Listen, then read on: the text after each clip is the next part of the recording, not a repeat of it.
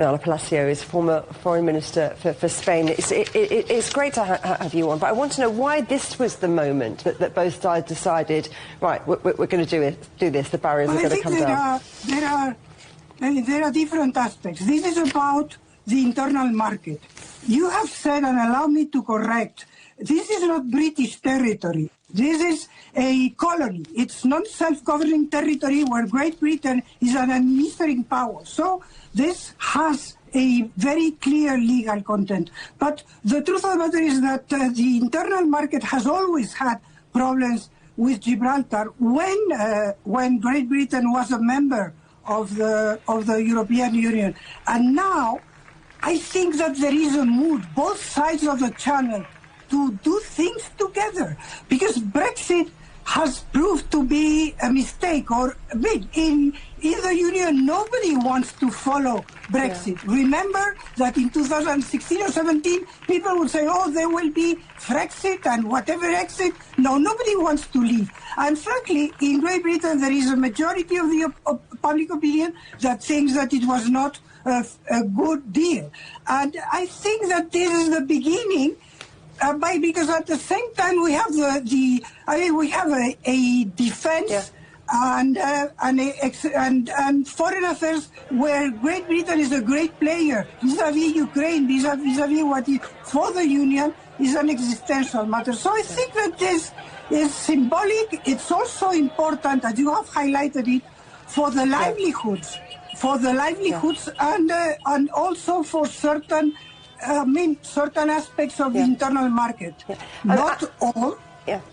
And if you've been negotiating this 20 years ago, when you were Spain's foreign minister, I mean, do you think it could have ever happened? I'm just wondering, who has shown the most flexibility? Well, 20 years ago, it was a different world.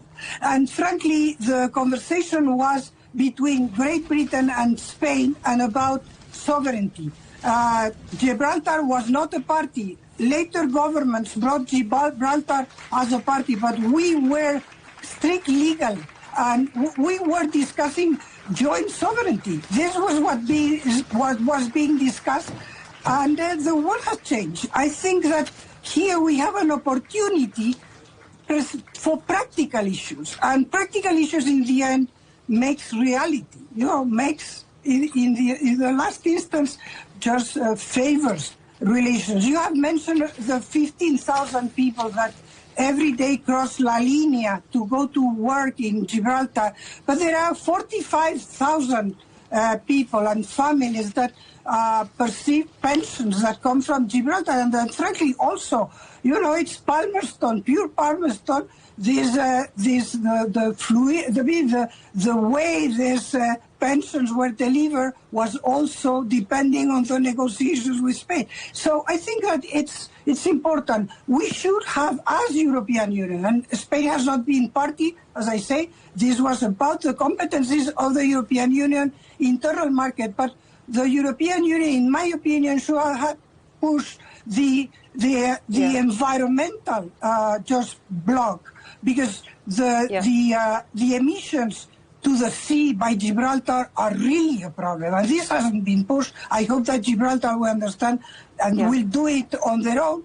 And frankly, the other aspect is that Gibraltar goes on gaining artificial territory by putting blocks in the sea, which we criticize to other international actors when they do, but we do it. I mean, we, Europeans.